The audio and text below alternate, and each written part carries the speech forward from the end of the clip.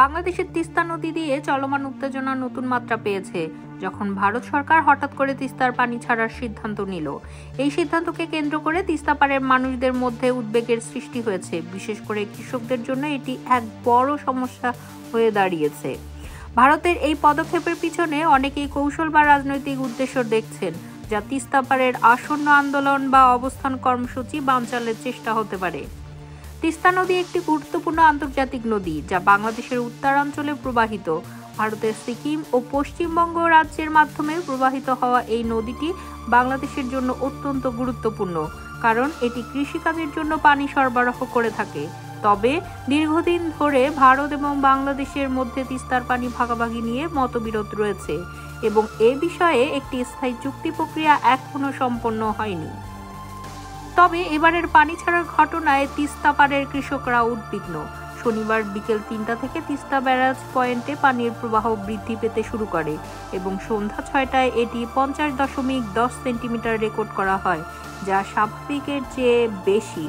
পানি উন্নয়ন বোর্ড এই পানি বৃদ্ধির জন্য ভারত থেকে পানি ছাড়াকে দায়ী করেছে, তবে এটি কতটুকু বৃদ্ধি পাবে তা নিশ্চিত করা যাচ্ছে না।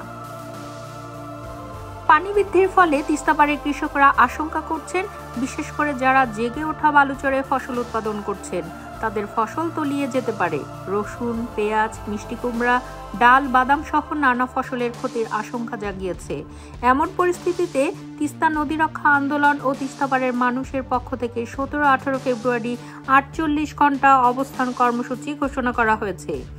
এদিকে বিএনপির বিভাগীয় সাংগঠনিক সম্পাদক ও তিস্তা নদী রক্ষা আন্দোলনের সমন্বয়ক অধ্যক্ষ আসাদুল হাবিব তুলু বলেছেন, তিস্তার পানি বৃদ্ধির বিষয়টি শুনেছি, তবে তিস্তা পাড়ে ১৭-১৮ ফেব্রুয়ারি আমাদের অবস্থান কর্মসূচি চলবে।